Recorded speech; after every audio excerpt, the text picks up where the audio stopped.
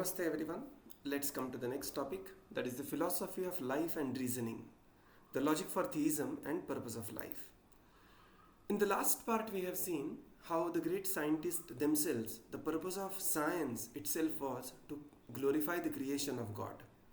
By glorifying the creation, they thought, but they are glorifying in a way God, and we have seen extensively how some of the greatest of the great scientists, they were theists in themselves. Today we come to even deeper spiritual topic, philosophical topic, that is the purpose of life. So what is life? Who am I? And this is how the question we are going to dwell in. Look at this picture. Many times we feel, who am I? What is my identity? Sometimes people feel I am a male, I am a female, but nowadays with the surgery, even there is a gender change possible. There is a famous actor, Michael Jackson, who changed from being male to female and then female to male in the pursuit of happiness. Finally, he was confused whether he is a male or a female or what he was. Somebody may say, I am Indian. I may apply for a green card. I may become American. So all the identities that we thrive on, they are very, very flimsy identities. But the philosophy will help you to identify your real identity. Let's go in. At the best, we feel I am this body. Let's meet Dr. Harry Monson, the professor of anatomy at Illinois College of Medicine. He analyzed this human body in great depth. He analyzed that every human body consists of 60 pounds of a person, which about 5 pounds of calcium, 1.5 pounds of phosphate, 9 ounces of potassium, and so on and so forth.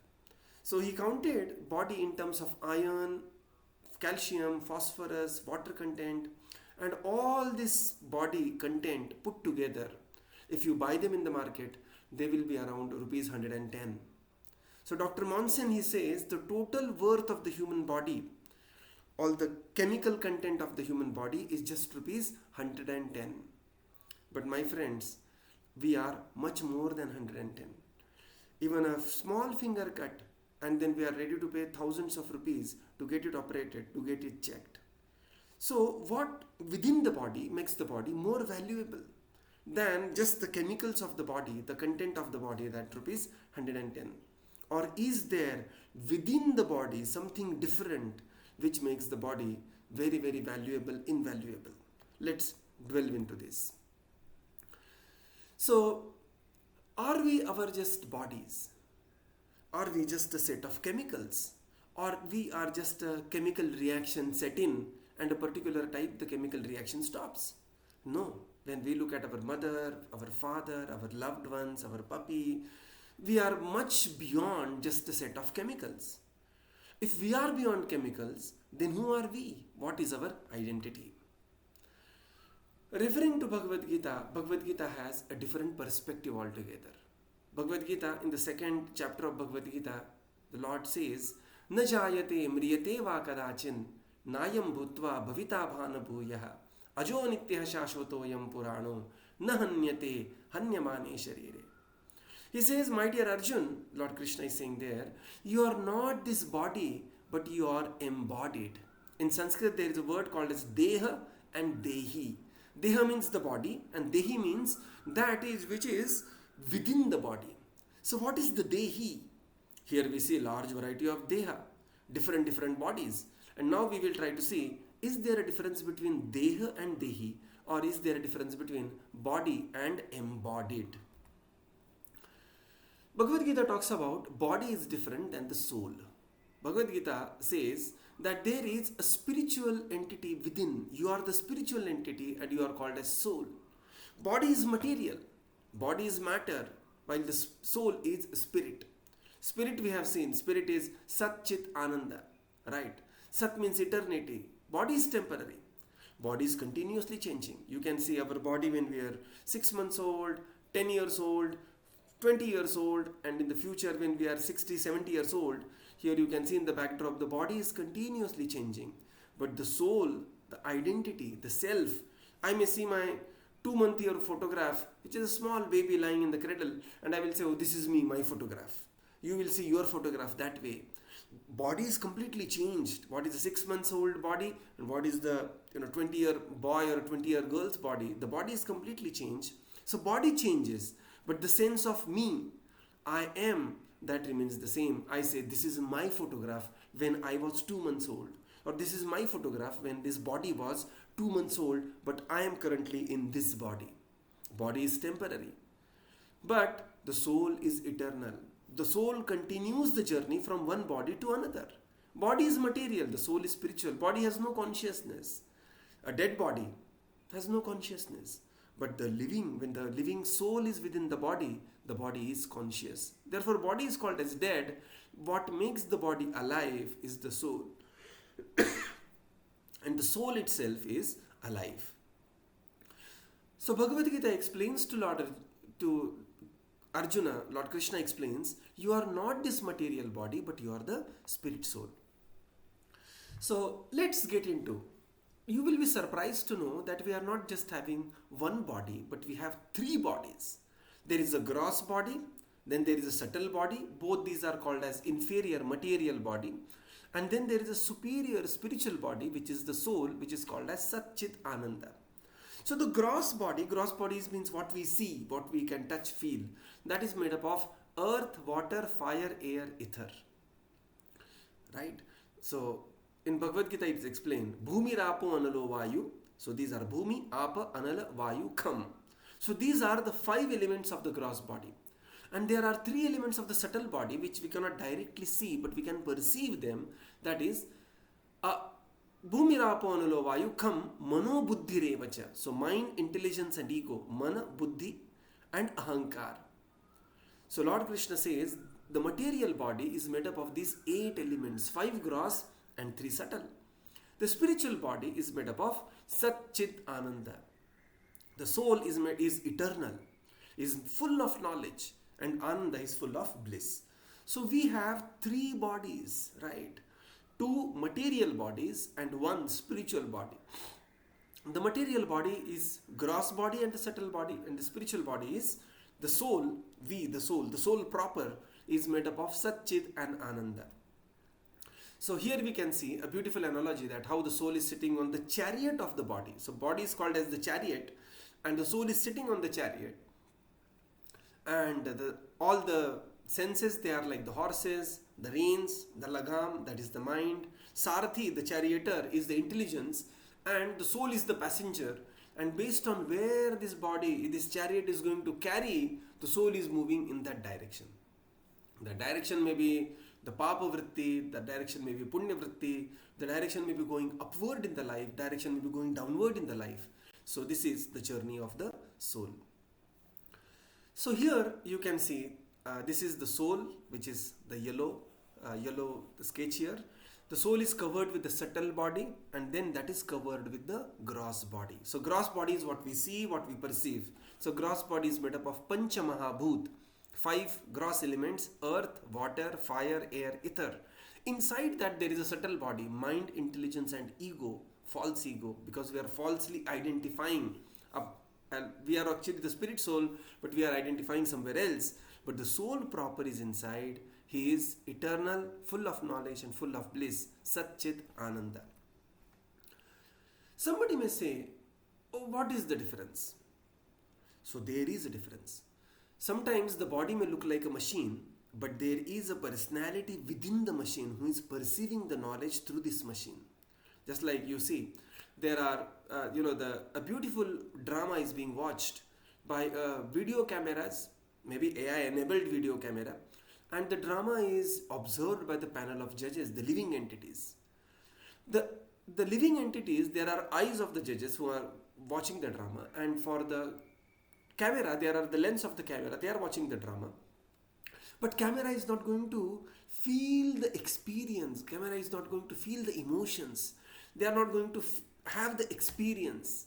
Whereas the judges there will be emotion of sorrow, anger, so on and so forth. There is emotions, there is a life experience. When there are judges, they are conscious of what's happening. Whereas the video cameras, there is no consciousness. The judges will be able to judge, whereas the video camera will be able to give only pre-fed AI generated kind of a judgment which may just come out. So, eyes of the judges are more than the lens of the camera. Why? Because there is a living soul sitting inside who is conscious, who is experiencing, who is able to judge. Another simple example is you can compare, a living body with a robot, or you can compare this body with a car, right? But there are distinct differences between we are not just being a powerful computer or robot. The living body will undergo 6 changes. What are the 6 changes? The 6 changes are the body will take birth, living body. The body will take birth, it will grow, it will sustain for a while, produce byproduct, dwindle and vanish. Right? These are the 6 changes. But these changes you don't find in machines. Machines will come into being and then there will be a wear and tear and there is a death. There is no reproduction, there is no growth. You never find that two laptops are sitting together and they give birth to another palm top or another tablet. No, there is no reproduction between the machines, right? The living body has a consciousness, thinking, feeling, willing, while the machine may blabber something looking like conscious, but machines are not conscious, right? So what is the difference between the living body and a dead body? So first difference we have seen that living body undergoes 6 changes. There is a birth, growth, maintenance, production of byproducts, dwindling and finally death. This picture will capture all these different stages, right? Whereas the machines, there is only birth, dwindling and death, right? So oftentimes the body is compared to machine, but within the machine there is a driver of the body called as Atman, the soul. So there is, just like there is a car and the driver's seat, there is a driver. Similarly in the body, this is the body. In the body, in the heart, there is a driver. And you will be surprised to know there is only not one driver, there are 2 drivers. Look at the picture very carefully. Beautiful picture this is. You see here, there is on the sitting soul, on the driver's seat, there is a soul who is sitting, and there is also the super soul. There is Atman and also the Paramatma within the heart who is guiding the soul when the soul is eager to take direction from the super soul. Very beautiful picture. Have a look at this. The soul is looking in the ego, looking in the mirror and identifying with something. I am this, I am that, I am this, I am that. And forgetting his real identity. His real identity is I am the soul proper. Aham Brahmasmi. I am the soul proper. And this is how he is driving the bodily car. Just like the driver is driving car, similarly soul is sitting in the body and driving the car, taking his horses, that is the senses in different directions, through the lenses, that is the eyes, seeing the world, having the perception, and this is how he is moving his body or his life forward. So therefore, often the body is compared to car. Just like the body has a mouth to speak, the car has a horn to sound. Body can see through the eyes, the car has headlights to see, right? Of course, the car is not seeing, the driver inside the car is going to see, but there are headlights. There is a heart to pump the blood in the body, there is a radiator to supply the water in the car, and there is an engine. There are hands and legs to move, there are 4 wheels to move. But the car will not budge an inch unless it is programmed to do so. Either the driver enters or the driverless car is being programmed by a living driver, right? Similarly, the car is dead without the driver, without the instructions of the driver. Similarly, the body is dead without the presence of the driver, and that driver is the soul, right? So we will see now certain things, that these are the proofs of proving how there is difference between the dead body and the living body. So what is the difference? Just like, one day this lady, she got a parrot. And parrot she got, and she loved the parrot so much that she made a cage which is made up of the gold. So the parrot is sitting inside the golden cage. And she was so fascinated with the cage, she just started, in a different way decorating the cage, but forgot to feed the parrot. Slowly the parrot became very weak and he on the verge of death. You can see it here. But she was fascinated by just painting the cage, taking care of the cage. One day she called her friend, and friend was surprised to see a shining cage and a dying parrot. This is exactly the modern civilization. Without giving understanding, without giving attention to the needs of the soul, the life is completely filled with just decorating and glorifying the body and the bodily designations. And that's why there is so much of dissatisfaction, so much of uncontentment in the society. This is because one is completely forgetting the soul. The needs of the cage are different than the needs of the parrot, or the needs of the car are different than the needs of the driver. The car will need the petrol or diesel, but if the driver identifies with the car and goes to the petrol pump, and after filling the petrol in the car, he opens his mouth and says, put some petrol in my mouth, thinking that I am this car, the driver is going to have a very tough life, because driver is not the car. Car is different than the driver. Similarly, car's food is different than the driver's food. Similarly, we are not the body, but we are embodied. We possess this body, right? So the food for the body is the food for the body, but there is the food for the soul, which is different than the food for the body. Just like painting the cage doesn't mean feeding the parrot. Similarly, just taking care of the body doesn't mean that you are feeding the soul. So body is continuously going to change from one form to another. Okay, so there is a beautiful video, but we are lack of time. We'll just move on now. So the root cause of the soul transmission from one body is the desire of the soul. Ichha dvesha samuttena. So the soul is moving from one body to another. Even within this life, we have continuously changed our bodies. My 2-month-old body, my 5-year-old body, my 20-year-old body, my future 60-year-old body. These are completely different bodies. In fact, the medical science says every 7 years, you change the body. All the cells within the body are completely replaced, right? So, but the sense of me, I am, remains the same. That means I am changing the bodies continuously. And there are many experiences of people having, leaving the body, having an experience and coming back to the body. So now we will see some of the proofs for the soul's existence. So when a person dies, we say he has passed away. Well, the body is lying there. Then who has passed away? If the person is only the body, then the body is there. Chemicals are all there. The combination is missing. You can give some electric shock and try to make the combination working. No. But the personality has gone. We say he has passed away. She has passed away. Somebody has gone away. And that is the soul has left the body. Right. Another proof of the soul is the consciousness. Consciousness means thinking, feeling, willing. I am, the sense of I am. This we have seen. Right. The next is a very beautiful proof, that is the near-death experience. Dr. Michael Sabin, you can now Google about him, extensively searched about this topic of near-death experience. Near-death experience, they are recorded primarily in America, where there is a very severe accident, head-on collision of the car, and suddenly the driver, both the drivers or one of the drivers is in coma.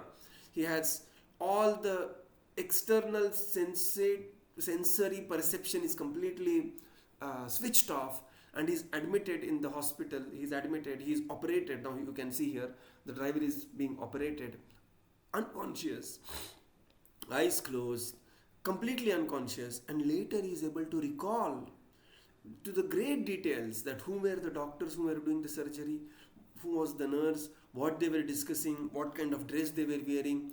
And the doctors, they were amazed that this person is unconscious, how he is able to narrate certain intricate details of the surgery happening on him.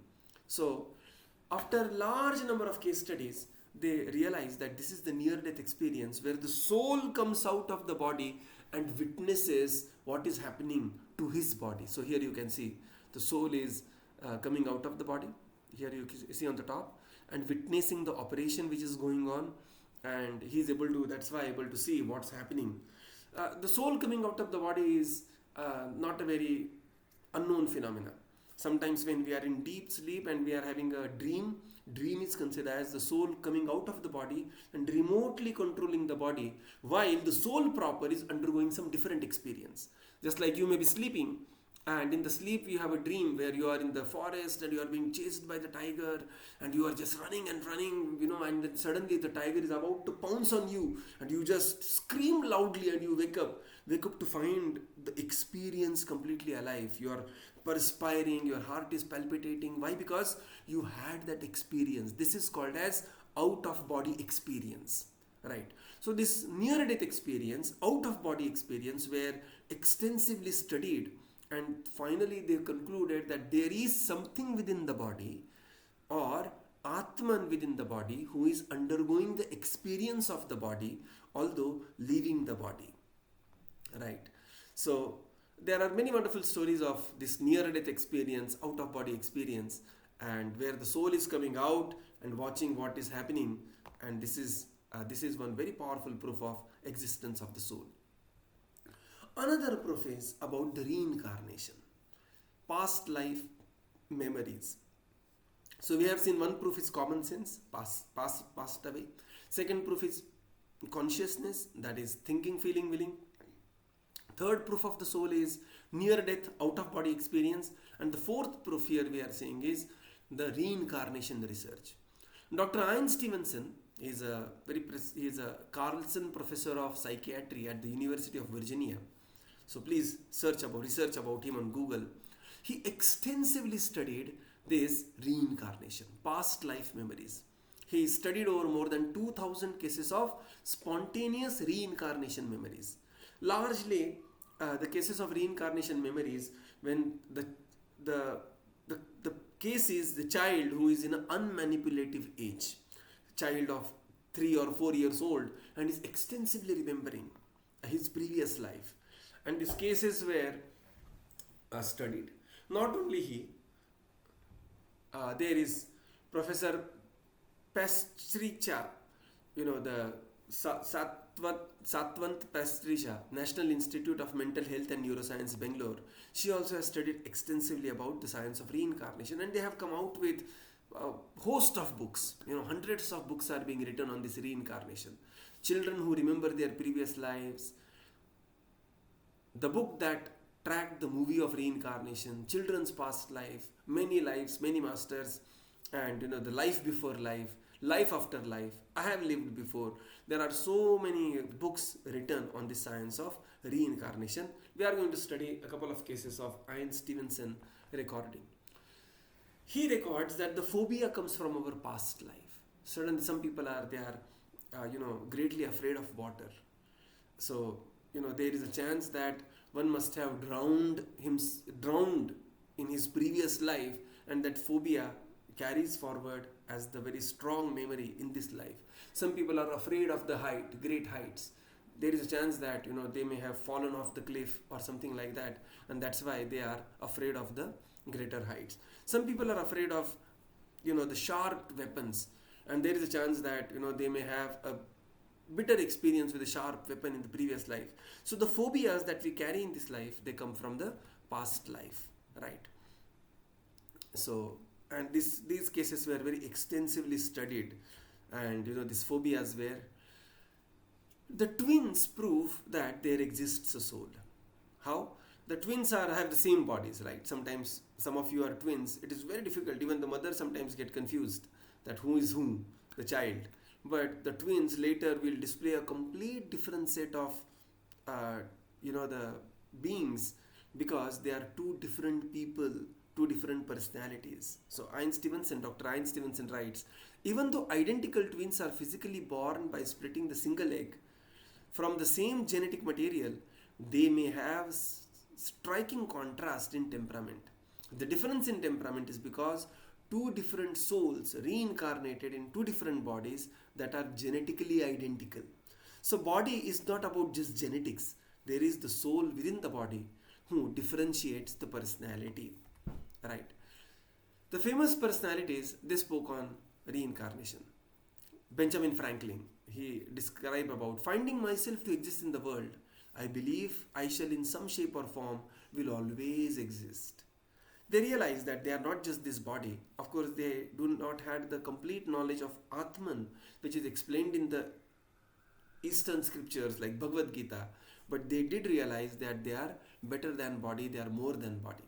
John Adams, he writes, those souls who revolted against God were placed to transmigrate through the various species of life like animals, birds and reptiles, coming very close to theology of Bhagavad Gita. Socrates said, I am confident that there is truly such a thing as living again, and the living springs from dead. Then there is a case study of reincarnation where the baby Shukla, she is remembering her past life very extensively. This is a very beautiful study where, Shukla was a little older than 5 when Sri Sen Gupta and 5 members of her family journeyed with her to Bhatpada. So this child, she began to say, oh, I am coming from a place called as Bhatpada, my husband lives there, I have children, this 5-year-old small girl. And she was constantly talking about this, and they decided with Dr. Ian Stevenson, who happened to be there studying the past life memories, they decided to visit the place that she is referring to. And that happened to be a place, they straight went to that village and they went to the house of, as soon as she got down to the village, she guided all of them to the house of Amritlal Chakravarti. And they were wondering because she had never come to this place. This was a completely a new foreign place to her. But she guided through all the roads and exactly came to the house where she belonged, where she said, this house belongs to me. And she came across Amritlal Chakravarti, who she said, small girl, 5 years old, she said, he is my Sasurji, he is my father-in-law. And everybody was surprised.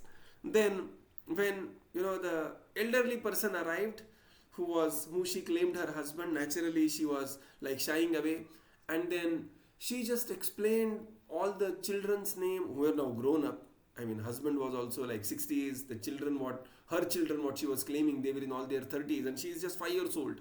And she's saying, oh, your name is this, your name is this, your name is this, these are your temperament, these are your habits, this is what is your pet name, and this is how. And she just recalled everything that a mother would recall about her child, husband and in-laws and everything. And everybody was surprised.